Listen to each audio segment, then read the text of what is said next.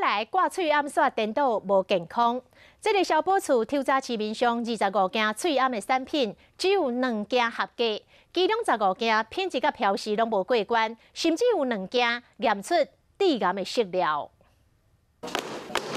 喙暗外包装拢写讲会使对抗气加 PM2.5，因过实际上根本就无效。消保处调查13间通路甲6个网络平台，25件商品有15件品质甲标示拢无合格，其中2件有致癌的物质。PM2.5防尘保暖过滤口罩是中国大陆生产的哈，它不仅标示不合格哈，它国家标准的那个品质也不合格，它甚至还有偶氮色料，它一个价格还高达279块，是非常高的。另外有一个哈，就是 QDY 哈7朵云，这个也是中国大陆生产的哈。